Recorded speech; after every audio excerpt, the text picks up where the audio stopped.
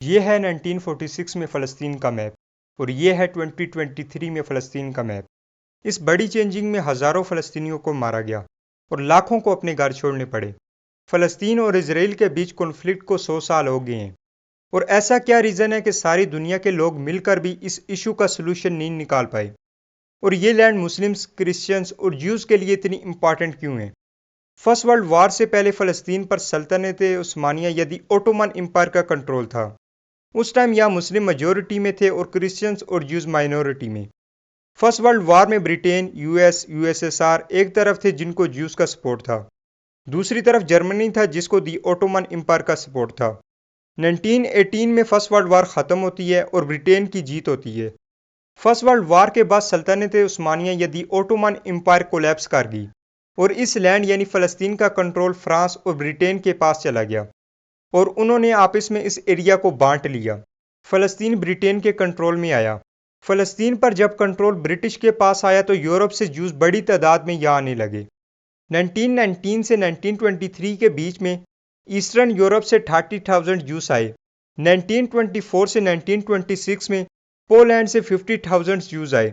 1933 से 1936 के बीच में 1,70,000 ज्यूज फ़लस्तीन में आते हैं और लोकल अरब जो फ़लस्तीन में पहले से रह रहे थे। और ज्यूज के बीच में टेंशन उस टाइम शुरू हुई जब ब्रिटेन ने फ़लस्तीन में ज्यूज को एक अलग से एरिया दे दिया। इसी दौरान यूरोप में ज़ाउस मूवमेंट भी जोर पकड़ रही थी। ज़ाउस मूवमेंट का आइडिया ये है कि ज्यूज की अपनी एक अलग से स्टेट होनी चाहिए, क्योंकि जूडाइज्म सिर्फ रिलीजन ही नहीं बल्कि एक नेशन है जिसकी अपनी एक स्टेट होनी चाहिए। सिंपल वर्ड्स में ये कॉन्फ्लिक्ट दो रिलीजन्स के दरमियान है जो एक लैंड फ़लस्तीन को अपना क्लेम कर रहे हैं। यह है दी वेस्टर्न वॉल, यह है मस्जिद अल अक्सा और यह है डोम ऑफ द रॉक या जिसे कुब्बतुस सुखरा भी कहते हैं। यह जो पूरा एरिया है इसको ज्यूज टेंपल माउंट कहते हैं और मुस्लिम्स इसको हरम अल शरीफ कहते हैं।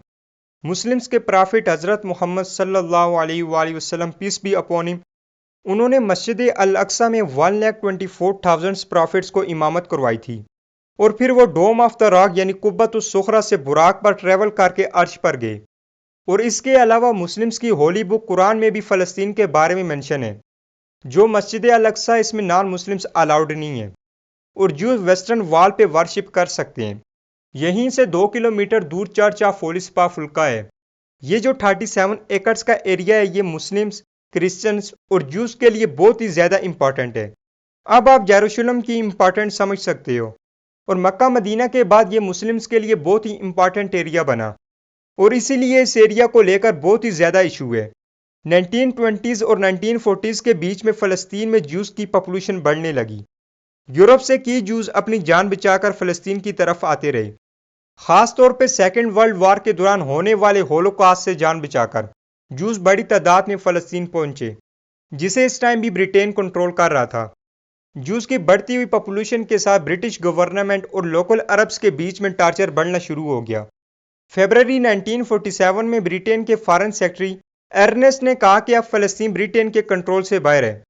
ज्यूज को फ़लस्तीन में शिफ्ट करने वाला जो मैटर है ये अब यूएन को खुद देखना चाहिए। यूएन ने 11 कंट्रीज के एक्सपर्ट की एक स्पेशल कमेटी बनाई जो फ़लस्तीन की। इस कमेटी ने कहा कि 1/3 पॉपुलेशन ज्यूज की है और 2/3 पॉपुलेशन अरब्स की है, जबकि टोटल लैंड का सिर्फ 6% एरिया ज्यूज के पास है। और ये बोलने के बाद यूएन की कमेटी ने एक हिस्टोरिकल फैसला दिया। उन्होंने कहा कि फ़लस्तीन वाला जो एरिया है जहाँ फ़लस्तीनी भी रहते हैं, ज्यूज भी रहते हैं और यरूशलेम भी है, और जो तीनों रिलीजन्स मुस्लिम्स, क्रिश्चियंस और ज्यूज के लिए बहुत ही इंपॉर्टेंट प्लेस है, इसका एक ही सोल्यूशन है कि एक कंट्री इजराइल नाम से बनाकर ज्यूज को दे देना चाहिए और उसी एरिया में फ़लस्तीन कंट्री बनाकर फ़लस्तीनियों को दे देनी चाहिए। और ये जो यरूशलेम है इसको किसी को नहीं देना चाहिए, इसको यूएन के कंट्रोल में रखना चाहिए। अब यूएन में जब भी कोई ऐसा डिसीजन होता है तो सारे कंट्रीज वोटिंग करते हैं और ये जो वोटिंग होती है इसी से डिसाइड होता है कि ये जो फैसला ये पास होगा कि नहीं। इंडिया इकलौता ऐसा कंट्री था जो नॉन मुस्लिम था और जिसने फ़लस्तीन के सपोर्ट में वोट किया था कि फ़लस्तीन का पार्टीशन नहीं होना चाहिए। बाकी जितने भी अरब कंट्रीज थे उन्होंने भी ये कहा था कि फ़लस्तीन का पार्टीशन नहीं होना चाहिए, लेकिन फिर भी उसके बाद पार्टीशन होती है क्योंकि बाकी जितने भी नॉन मुस्लिम्स कंट्री थे उन्होंने इजराइल के फेवर में वोट किया था और अब ये चीज़ पास हो जाती है। 1947 में यूएन मैप रिलीज करता है कि इस तरीके से इस एरिया में पार्टीशन होगी। और कौन सा एरिया किसके हिस्से में आएगा। यूएन ने जब ये फैसला सुनाया था और मैप रिलीज किया था, इससे पहले 1946 में ये मैप था, ये ज्यूस पॉपुलेशन थी। लेकिन यूएन ने जो पार्टीशन की थी वो बहुत ही शॉकिंग था, क्योंकि इसराइल को वो भी एरिया मिला जहां पे ज्यूस पॉपुलेशन थी ही नहीं। ये ऑफिशियल मैप था जो यूएन ने रिलीज किया था पार्टीशन के हिसाब से, और जेरूशलम को यूएन के अंडर में रखा गया। यूएन का ये डिसीजन ज्यूज ने तो एक्सेप्ट कर लिया, लेकिन अरब कंट्रीज ने इसे यूरोप की कॉलोनियलिज्म के तौर पर देखा कि अरबों से उनकी लैंड जबरदस्ती ली जा रही है। 14 मई 1948 को इसराइल एक सेपरेट स्टेट बना तो अगले ही दिन जॉर्डन, इजिप्ट, सीरिया और इराक ने साथ मिलकर अटैक कर दिया। यह पहली अरब इजरायली वार थी। इस वार को द कैटास्ट्रफी भी कहा जाता है। इस जंग की वजह से 7,50,000 फलस्तीनियों को जान बचाने के लिए नेबर कंट्रीज में माइग्रेट होना पड़ा। दूसरी रीज़न ये बताई जाती है कि इनको इजरायली आर्मी ने फ़लस्तीन से निकाल दिया। ये वार इसराइल ने जीती और जॉर्डन, इजिप्ट, सीरिया और इराक को हरा कर उनके कंट्रोल में वो एरिया भी आ गया जो यूएन के बताए गए एरिया से ज़्यादा था। इसराइल को अब तकरीबन सारे फ़लस्तीन पर कंट्रोल हासिल हो गया, एक्सेप्ट गज़ा और वेस्ट बैंक के। गज़ा इजिप्ट के कंट्रोल में था और वेस्ट बैंक जॉर्डन के कंट्रोल में। यह शुरुआत थी कई दाइयों पर बेस इसराइल और फ़लस्तीन कॉन्फ्लिक्ट की। इसी दौरान अरब कंट्रीज से कई यहूदी इसराइल आ गए। इसके बाद इसराइल और अरब कंट्रीज में एक और जंग की शुरुआत हुई। ये भी इसराइल ने जीती और जिसके बाद इसराइल के पास सीरिया से गोलान हाइट, जॉर्डन से वेस्ट बैंक और इजिप्ट से गज़ा और सिनाई का कंट्रोल भी आ गया। फ़लस्तीन की टेरिटरी पर जब इसराइल को कंट्रोल मिला तो वो साथ ही वहाँ रहने वाले फ़लस्तीनियों पर भी गवर्नमेंट करने लगा, जिनसे वो कई दाइयों से लड़ रहा था। 1973 में इजिप्ट और सीरिया ने इसराइल पर अपने इलाके वापस लेने के लिए अटैक कर दिया। यह अटैक इतना खतरनाक था कि इसराइल का हारना यकीनी था।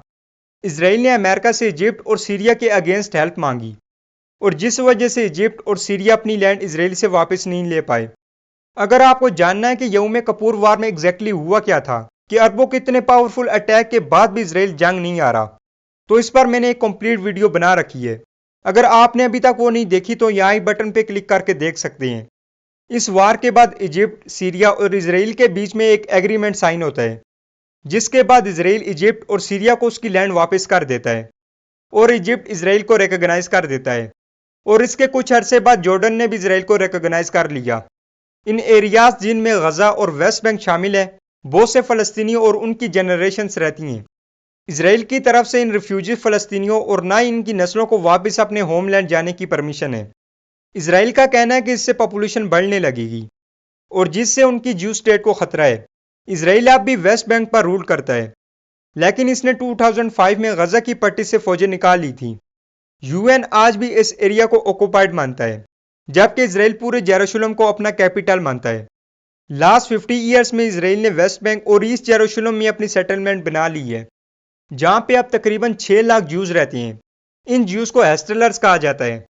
इजरायली लॉ के अकॉर्डिंग दुनिया में किसी भी ज्यूज को इजरायली सिटीजनशिप ऑटोमेटिक मिल सकती है, लेकिन इंटरनेशनल लॉ के अकॉर्डिंग ये सेटलमेंट इलीगल है। UN security council of Britain भी इस इजरायली इलीगल सेटलमेंट को एक्सेप्ट नहीं करता। 2007 में गजा का कंट्रोल हमास ने ले लिया, जो फलस्तीनी मिलिटेंट ग्रुप है। कंट्रोल लेने के बाद अब तक हमास इजरायली कई जंगें लड़ चुका है। इन जंगों के अलावा हमास ने इसराइल पर हजारों रॉकेट्स के अलावा कई अटैक्स किए हैं। इसराइल ने भी हमास के पॉपुलेटेड एरिया पर रॉकेट्स हमले किए हैं, जिससे हजारों फलस्तीनी शहीद हुए। 2007 से इसराइल ने गजा की पट्टी को घेरा हुआ है ताकि हमास को आइसोलेट कर सके। इसराइल के कंट्रोल करने का मतलब यह है कि इसराइल गजा के लोगों का पानी, खुराक, पेट्रोल, बिजली और मेडिसिन वगैरह भी कंट्रोल करता है। 7 डिकेड से भी ज्यादा अरसे से चलने वाले इसराइल फलस्तीन कॉन्फ्लिक्ट में वक्फे से क्लैशेस होते रहते हैं। आई होप के मिस्टर मी की ये वीडियो भी आपको पसंद आई होगी। इस तरह की मोर इन्फॉर्मेटिव और इंटरेस्टिंग वीडियोस के लिए लाइक, सब्सक्राइब, शेयर करना मत भूलिएगा, और आपके प्यार भरे कमेंट्स का मैं शिद्दत से इंतजार करूंगा। आपका अपना भाई मिस्टर मी।